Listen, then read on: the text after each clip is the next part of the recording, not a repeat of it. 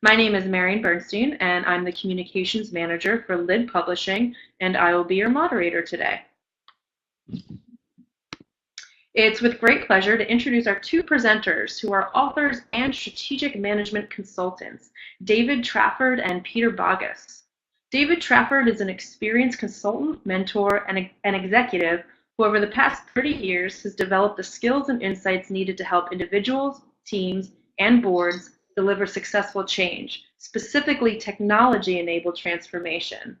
Increasingly, his focus has been on organizations that either aim to create a truly digital business or to make their existing business more digitally enabled. Peter Bogus has over 25 years' experience of helping major corporations transform their business and IT operating models for increased business value. In particular, he specializes in helping clients to build innovation, collaboration, and portfolio management capabilities as a source of increased organizational strength.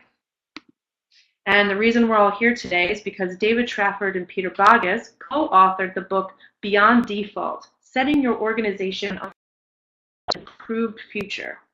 In his foreword, business strategist and blockchain revolution author Don Tapscott says, "This management book provides the tools to take strategy to the next level."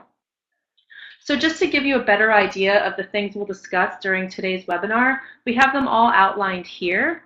First and foremost, Peter and David will discuss what is a default future. They'll then talk about, second, the purpose of strategy, specifically business strategy. Third, they'll discuss why organizations are on their current trajectory and the powerful forces that anchor them. Fourth, they'll discuss operationalization versus implementation. Fifth, they'll talk about collective leadership. And finally, David and Peter will discuss default future thinking.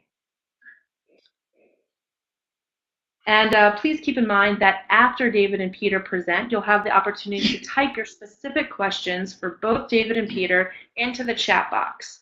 And after the Q&A session, we'll be choosing one lucky registrant at random who will receive a free hard copy of Beyond Default. So it'll definitely be worth your while to stick around until the end of the webinar. All right, so without further ado, I will now turn my attention to David and Peter directly and ask my very first and simple question. How did this book, Beyond Default, come about? Well, thank you, Marion. And before I answer your question, Peter and I would also like to thank everyone for joining us today. We really do appreciate it. Now, returning to your question, Peter and I have been working together now for many years, actually over 25 years.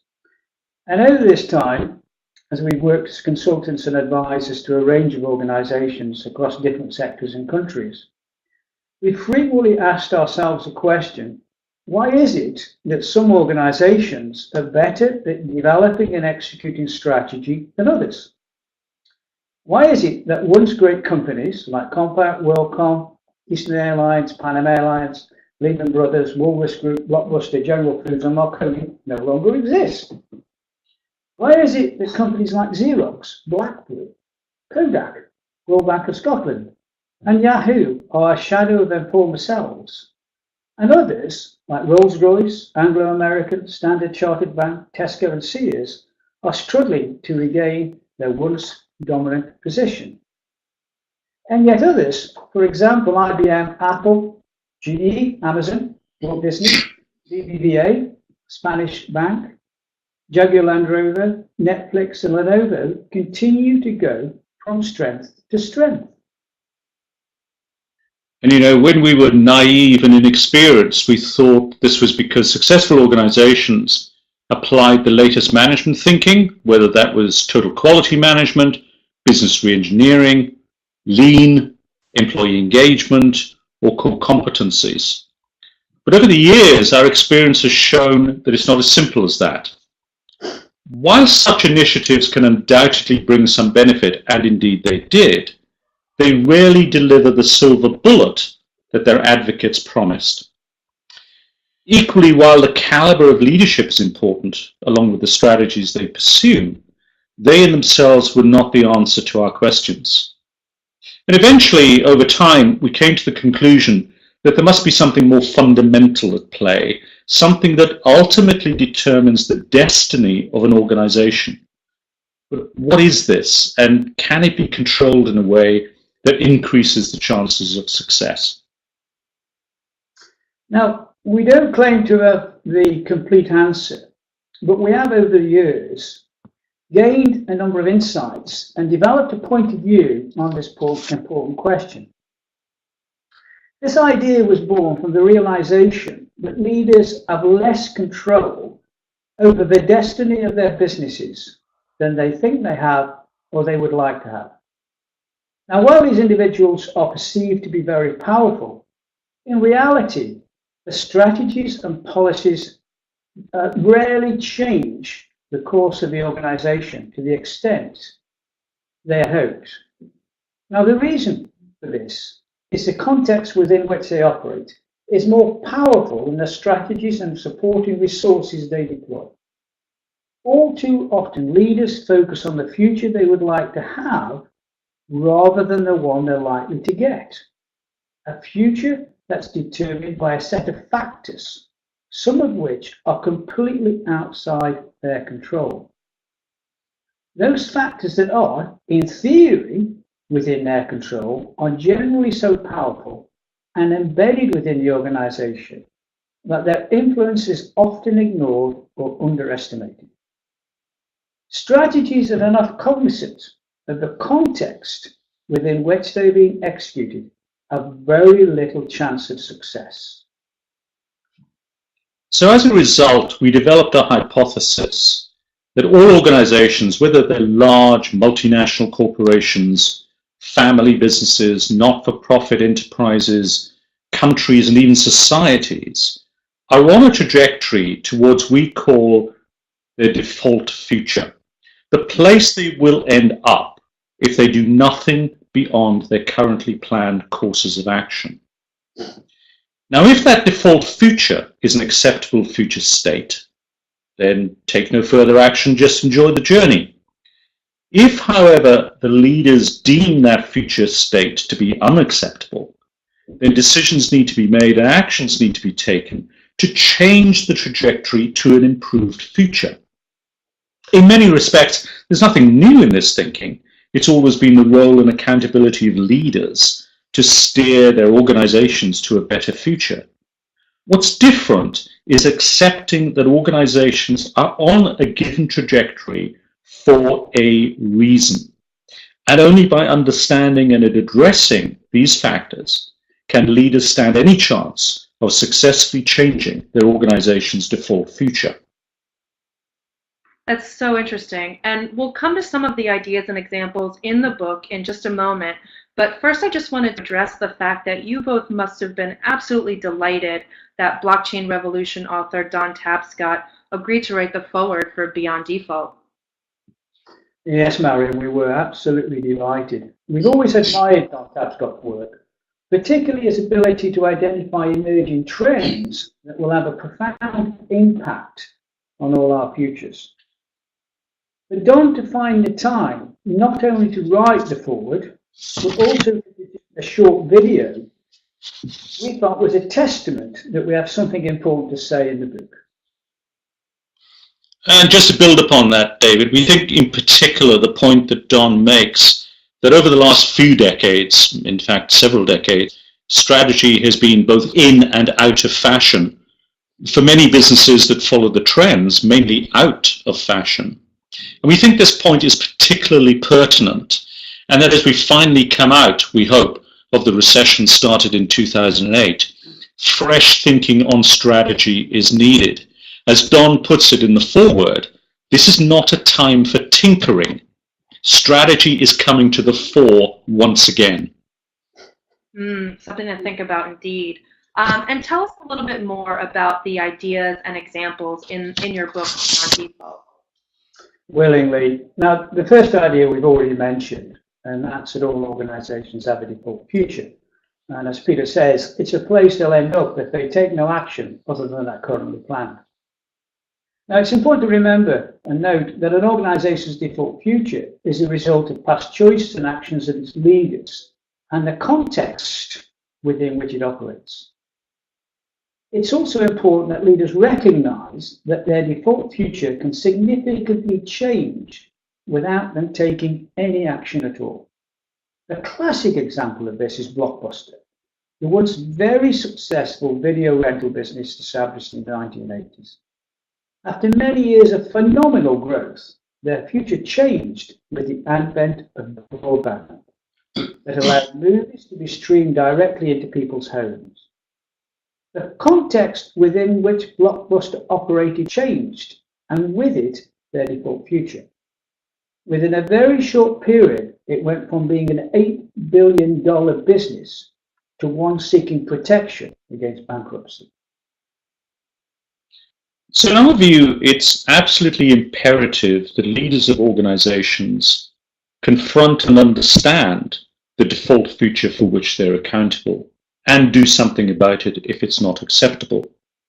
So a recent example of a leader who did this is Jeff Immelt when he was CEO of General Electric, or GE.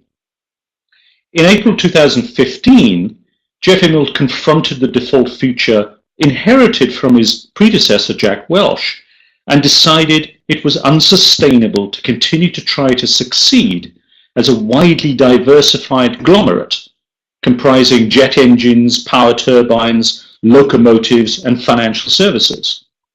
And whilst this had led to GE's considerable success in the past, Immelt had concluded that it was insufficient to make GE successful in the future. An even earlier example in 2000 was when Anne Mulcahy, then Chief Operating Officer at Xerox Corporation, said on an investor call that the company had an unsustainable business model. At that time, Xerox was in turmoil. The once mighty 84-year-old company, famous for its Palo Alto research center, was hemorrhaging cash. After reaching its record high share price of nearly $64 a share in May 1999, the stock languished at just $15. By March 2001, it had slumped to $7, a few dollars above the price at which it floated on the New York Stock Exchange in 1961. In the final quarter of 2000, the company posted a loss of $198 million. Anne Mulcahy saw that if nothing was done, Xerox would need to file for Chapter 11 bankruptcy protection and would ultimately be broken up. So in both these cases, Jeff Immelt and GE, Anne Mulcahy and Xerox, and many more that we cover in the book, their leaders confronted the default future of their organization, decided they were unacceptable, and took action to change their trajectory. Thank you, Peter. Our second idea is that the fundamental purpose of strategy is to change an organization's trajectory. From one leading to its default future to one that's leading to a different and improved future. However, the problem with the term strategy is it means different things to different people. To some, it's how revenue is created. For others, it's how they compete in the marketplace, and for others, the values by which they operate. In reality, it's all of these things. A strategy should reflect the informed choices leaders have made to put their organization on a trajectory to a better future. But a better future is totally contextual and depends upon a number of factors, including whether the organization is private or publicly quoted company, a non-for-profit organization, or a government agency, an established organization, or one that is relatively young. Regardless of the context, getting to a better future involves changing the trajectory that the organization is currently on. This is the essence of strategy.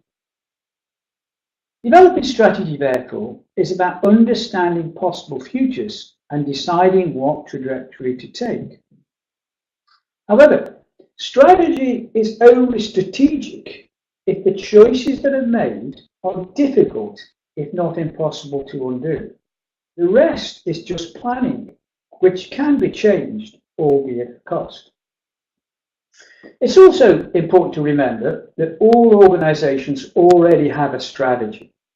It may not be explicitly defined or clearly communicated, but the daily decisions and actions of its leaders reflect that strategy.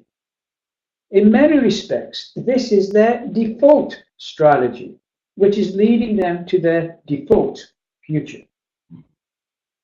Thanks, David. So let's return to the GE example to bring this to life.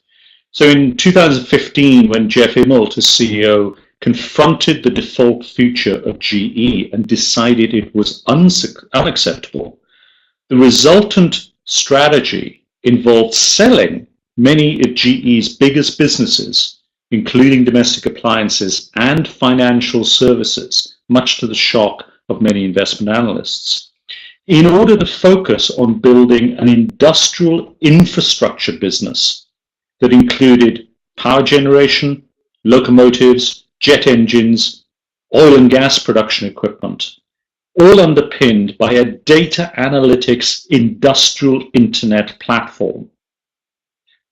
This commitment was evidenced by $1 billion being committed to this shift of trajectory, with projected revenues of around $15 billion expected by 2020.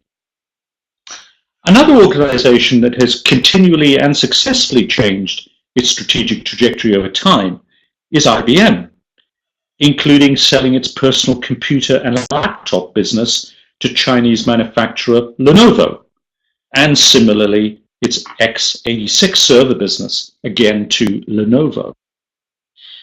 Another example is the automotive industry, which is also putting itself on a new strategic trajectory aimed at providing not cars, but mobility services, including driverless vehicles, flexible ownership, and car sharing, all accessed via a single digital platform.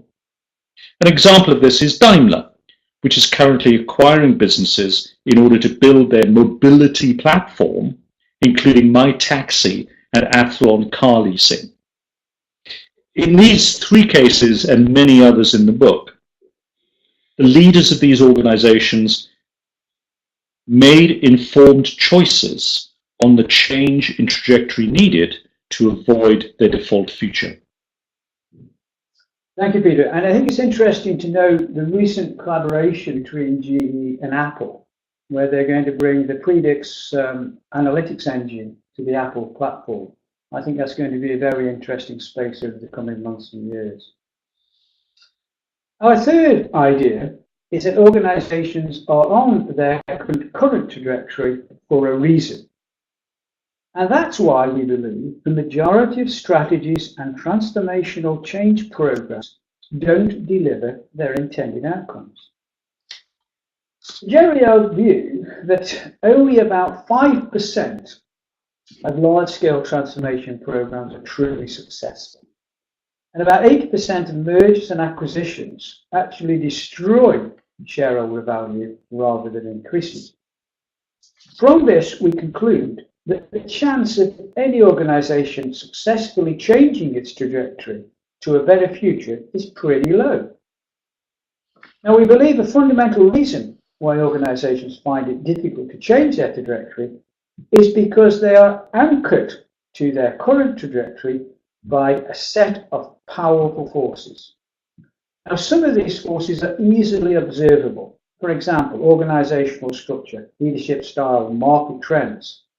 The most common, of course, being IT, where the architecture of legacy IT systems can make it virtually impossible to give customers a compelling mobile digital experience.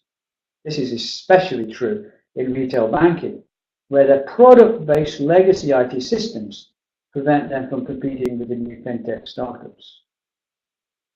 Another example would be the capabilities that an organization has developed over time. These capabilities, we call them organizational capabilities, are formed from a combination of shared mental models, common language, process, habits, practices, conventions, and shared experiences. Examples of organizational capabilities include process management, acquisition integration, and cost control. In many respects, these organizational capabilities are like muscles of the organization, and the more they are used, the more powerful they become. So let's use Blockbuster, David, as an example to illustrate this. The capabilities that Blockbuster had developed were those needed to locate, open, customize, and run video rental stores. They were not the capabilities needed for an online video streaming feature. Blockbuster wasn't able to acquire, grow, develop these capabilities fast enough to change its trajectory, and consequently it failed. If an organization wants to change its trajectory, then it inevitably needs a different set of organizational capabilities to do so. For example, when GE changed its strategic intent to one based on a data analytics internet platform, it realized that it needed new and very different organizational capabilities to succeed. The obvious ones being software engineering and data analytics capabilities. But Jeff Immelt also subsequently realized that many of its existing organizational capabilities that had made GE successful in the past needed to change, including relationship management, product design, and service and support. In many cases, the organizational capabilities needed are acquired by buying companies that already have them, as in the case of the automotive companies we talked about earlier, moving into mobility services. But ironically, the very capabilities that have made an organization successful in the past are the very capabilities that can anchor them to their current trajectory and their default future. Our fourth idea is that most strategies should be operationalized rather than implemented. Now, we recognize that operationalized is not a very attractive word, but just bear with us a moment. Now, the purpose of developing strategy is to define strategic intent. And the purpose of executing strategy is to turn that strategic intent into operational reality. The key question is, how should strategy execution be undertaken? Should strategy be implemented or operationalized, and what's the difference? Essentially, the difference is between pushing an organization into its future or pulling it. Implementation is achieved through the execution of a predefined plan. Now, the weakness of this approach is that it assumes that organizations are deterministic and programmable, but we all know they're not and can behave predictably when under change. They're dynamic systems that respond often in unforeseen ways when attempts are made to change them.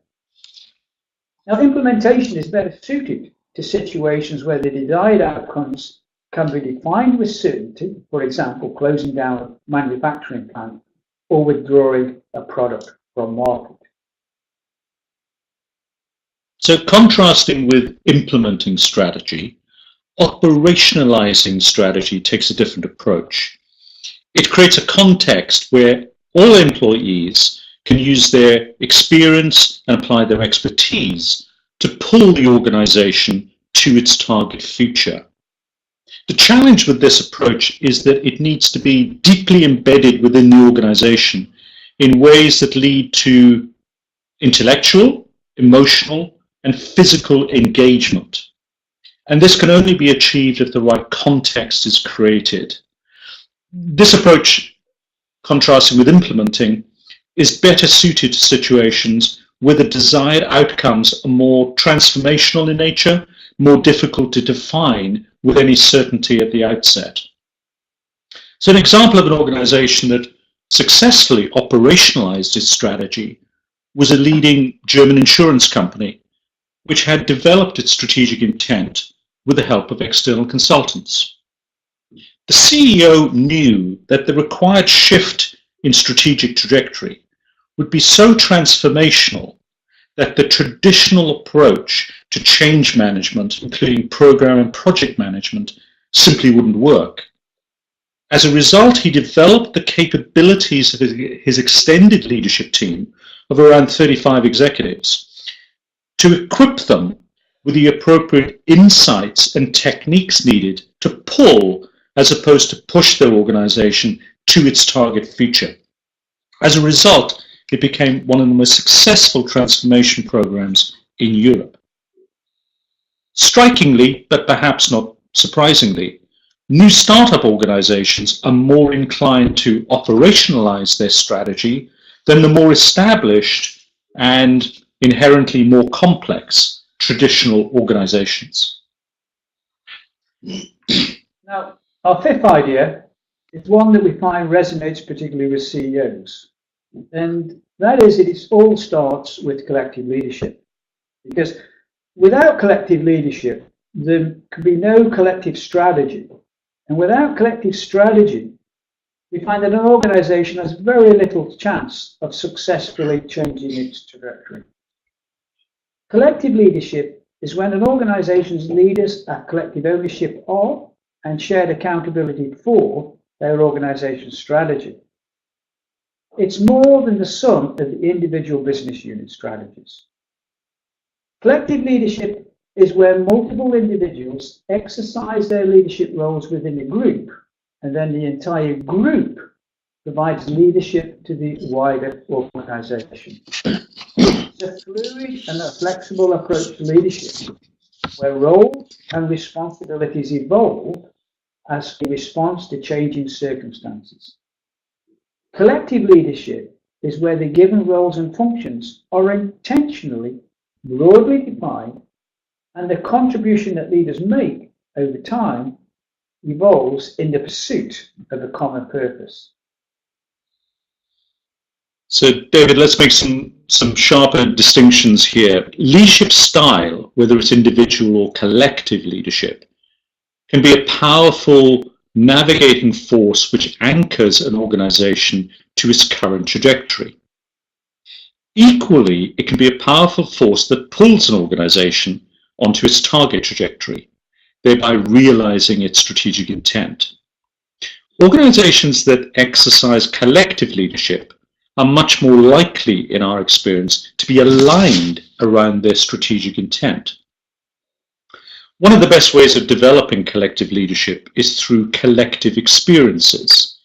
And one way of achieving this is through experiential learning journeys, which might include workshops, briefings, visits to organizations to learn about, for example, changes in their industry, leading practices, or emerging technologies.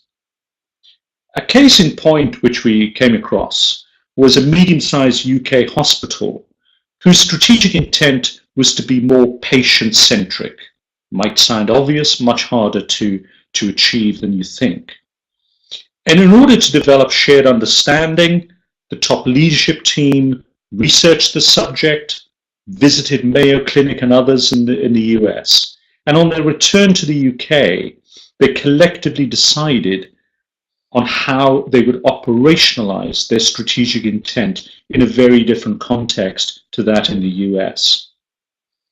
But unfortunately, in the majority of organizations, individual leadership, some might say heroic leadership, is the default model. And in many ways, it's actively encouraged and the resulting behaviors rewarded. We believe this is a major reason why most business strategies fail to deliver their intended outcomes. Now, the final idea that we're going to share with you today is that an organization's default future and that of its leaders are one and the same. Let me explain. Default future thinking is not restricted to organizations. It's just as relevant to us as individuals. Each of us has a default future, the place we'll end up if we take no action other than that currently planned. Our personal trajectory is determined by our environment, our physical and mental health, our age, sex, family, community, and of course, the organizations within which we work. They all collectively determine the trajectory upon which we're currently traveling and the default future it will bring. Now, good leaders are passionate about the future of their organizations and are never content with the status quo.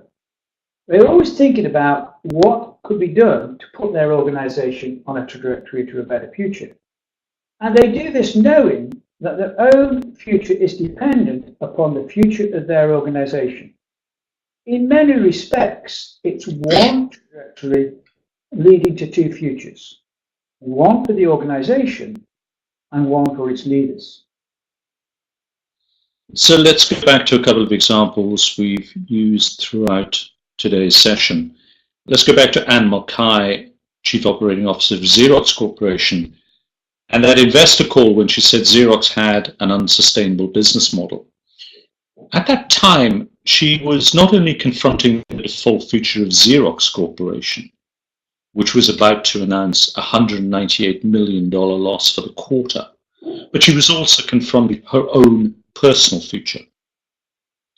Equally, when Jeff Immelt realized that pursuing the strategy of his predecessor, Jack Welch, would lead to an unacceptable future, he not only confronted the default future of GE, but also that of himself, and began setting the organization on a very different trajectory, one based upon that industrial internet platform.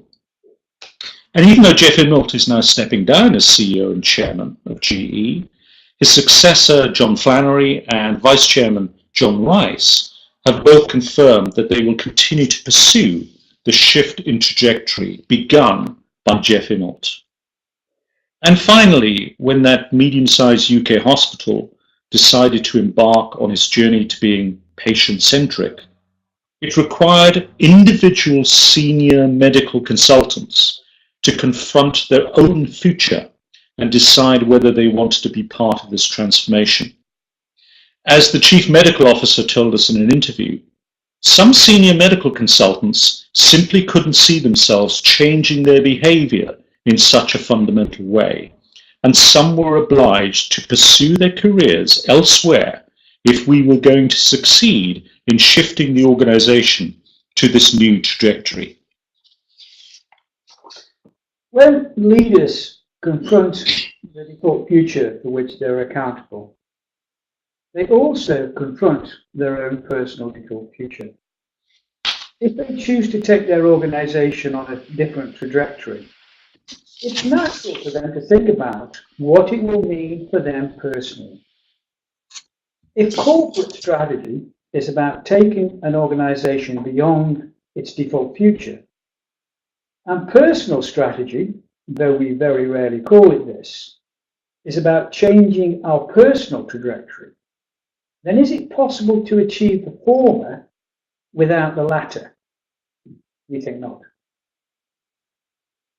There are many, many more ideas about developing strategy and executing strategy in the book, and many, many more examples.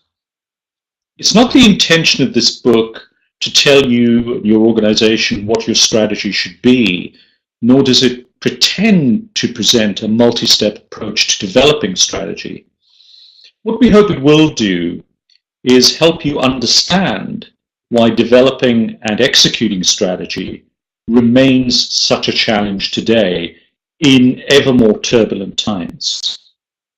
Our hope is that it will help readers to understand the role they need to play at a personal, individual level if they are truly passionate about leading their organization beyond its default future. All right. Thank you so much, Peter and David.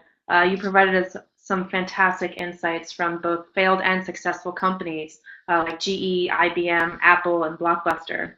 We'll now have about 10 minutes to answer any typed questions from the audience. So participants, any questions that you have for David or Peter, feel free to go ahead and type them into your chat box, and David and Peter will happily answer them. And it looks like Joe Petraeus is typing. We have a few more participants typing their questions. So while everyone enters their questions, I have one question to start this off. What are the biggest challenges organizations face when they're trying to change their trajectory? Shall I take this one, Peter? I think it's quite simply what we call the anchoring organizational capabilities. I think that all too often leaders focus on the future they want, which is quite right. You have to have clear sight in terms of the future that you want. But they underestimate the power of those forces that are anchoring the organization to their current trajectory. And inevitably, the majority or the most influential of those forces are the organizational capabilities that the organization has built up over time.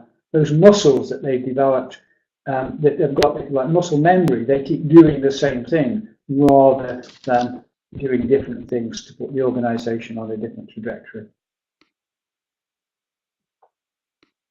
Okay, great. That makes perfect sense. And let's see here. I'm just going through these questions from the audience. We have several, which is great. So a question from Frank. Frank says, can you share some insights on how to understand and change those anchoring organizational capabilities? So let me kick off on this, David. You can add to it.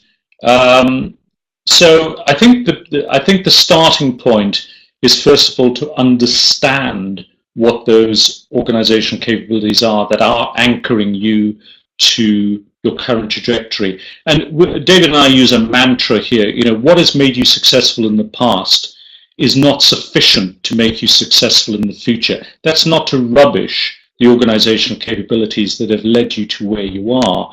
But when you confront the default future and you look at future scenarios and options, you have to decide what new additional organizational capabilities are needed, what organizational capabilities may need to be lessened in their strengths, new ones developed, new ones acquired, new ones strengthened, in order to shift to that trajectory. So I think there's a baselining, I think there's an assessment, and then an assessment of what is required to succeed in the future. I think one has to be very realistic and pretty hard-nosed about this. David, do you want to add to that? The only thing I would add, Peter, I think we know you can, because we have on many occasions assessed the influence of those anchoring organizational capabilities. So you can assess the degree to which they're anchoring.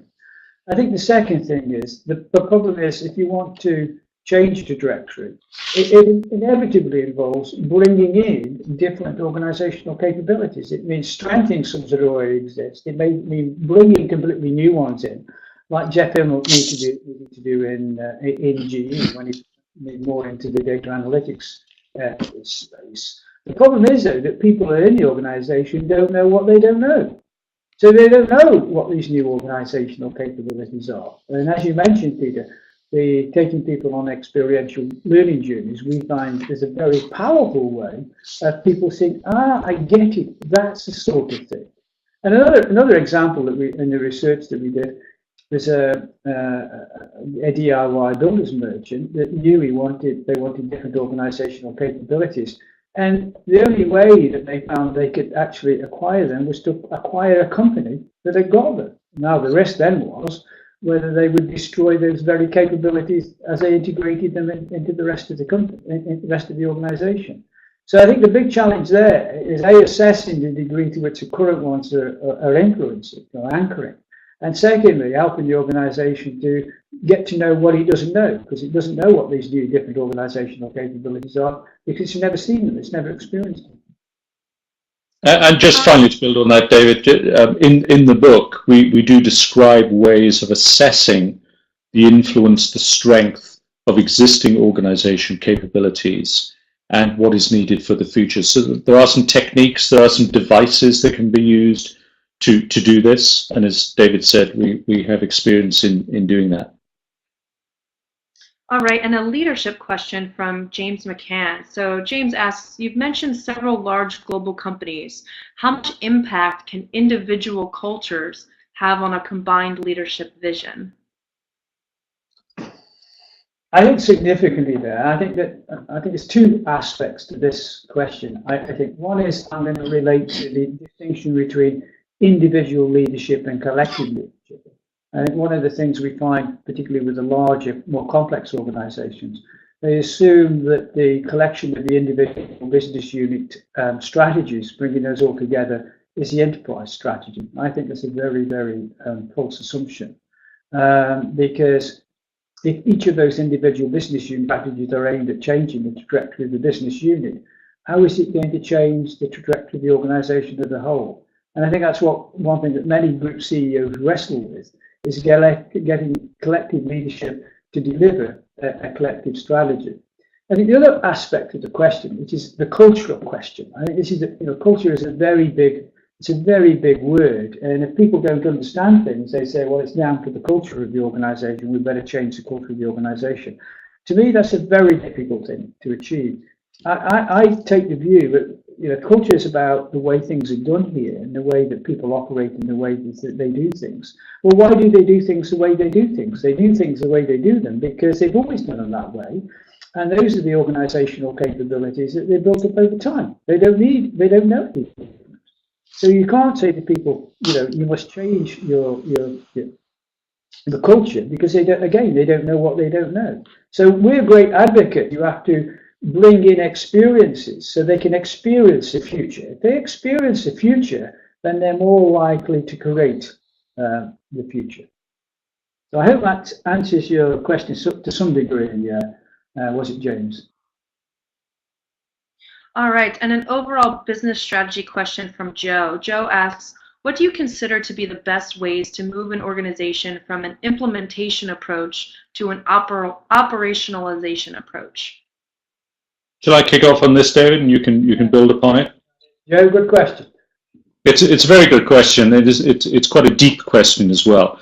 Let me make a couple of distinctions. We've said implementing a strategy is fit for purpose and appropriate for things that have very well defined outcomes at the outset. Closing down a manufacturing plant, withdrawing a product from a country, things that can be very clearly defined and set out in a project plan. Now, that isn't to say things will always go in a straight line. They won't. But the outcomes can be defined with more precision, and you can take more of a program and project management approach to that. At the other end of the spectrum, where you're seeking to make quite significant transformational change, I could use the GE example, I could use the UK mid-sized hospital example, where the nature of the change is much more transformational. We believe operationalizing strategy is the right approach to take there. And the best way of creating insight and experience and understanding of what operationalizing means are things like experiential learning journeys. So let's go back to the German insurance company, which we were involved with. We helped them to design basically a leadership development program, but of a very different kind. One that was based on experiential learning journey principles. And by taking them outside their sector, by taking them outside their geography of Germany, by taking them into very different environments, we help them to gain the insights and some of the techniques needed to go back to Germany and apply the principles of transformational change to the specific context in which they operate. Do you want to build on that, David? Well, I think to a degree we commented on this already, in the sense that it's about pulling. It's about pulling the present to the future. Or the way I prefer to put it, it's about pulling the organization onto the trajectory that you want, rather than pushing it onto the trajectory that you want. The reason why I think that distinction is important is because strategies, I think, very often put too much focus on a future vision and treat it as going from A to B. I think in this very volatile world that we live in, uncertain world that we live in now, I think that's an old model. I think we have to think in terms of trajectories rather than visions. So it's about pulling. Now, how can you pull? Well, you can only pull if you understand how you want the organization to operate in the future. And in the book, we give some very simple techniques. I think the first one is, let's define some operating principles. If we're going to operate differently in the future, and if we operate differently in the future, then it will pull the organization on the trajectory that we want. Let's define those operating principles. Let's give people some guidance that we want them to operate in this way as opposed to that way. All too often, people articulate a strategy and they expect people then to understand what that means operationally. This is, by the way, why we talk about operationalizing strategy, even though it's a bit of a clumsy word. So I think we can define some operating principles that can help people to behave differently and do things differently. I think the second thing we've already mentioned is get people, particularly the leadership team, to experience that future, as you did, Peter, with this German insurance company. I think the third thing you can do is to ask yourself a question. If we're going to operate in a different way, and if we operate in that different way, then we'll change the trajectory. What conditions do we need to put in place for that to work differently? So, and what you can do by identifying these conditions, you can then assess these conditions in terms of the extent to which they're in place, and then take action to put those in place. Putting it simply, we're saying if those conditions are in place, it's more likely the organization would shift onto its target trajectory than if those conditions were not in place. And what you do is you measure and monitor the degree to which those conditions are in place, as opposed to when you're implementing, it's all about reporting on progress and all that sort of stuff, which is obviously necessary, but it's more than that is required. And to play a bit of devil's advocate here, Jana, a participant, has a question. She asks, if the status quo is working, why should leadership be thinking about changes at all? Oh, that's a beautiful question. I'm going to go back to Blockbuster. I mean, if we'd interviewed Blockbuster in the 80s and early 90s, they would say, look, we can't do anything wrong here. We cannot do anything wrong. We're just enjoying it. The context can change. The context can change overnight. It can. And when we talk about context and these exogenous navigating forces, which are the external forces, it could be climate change, it could be demographic change, it could be globalization, it could be, conflicts around the world. In an instant, your context can change. And when your context changes, your default future changes without you doing anything. David, can I add to that just briefly? I remember when you and I were doing some consulting work in Australia, and there are 4 dominant banks in Australia who are doing very nicely, thank you. And we were there one day, and in the headlines in the business section of the newspaper that morning, MBNA had arrived. Do you remember that, David? Yeah. MBNA, which isn't even a bank, but is the world's largest processor of credit card transactions. And David and I ran a couple of workshops for some of the banks and said, do you understand the threat and the opportunity that this presents? So to your point, David, about context change, that changed overnight and would transform the futures of those very comfortable banks, very successful banks, forever. And let me just come back to the point we made about this collaboration, this agreement between GE and Apple. I mean, that's a significant shift, I think. And I think a lot of organizations don't understand the implications of that agreement.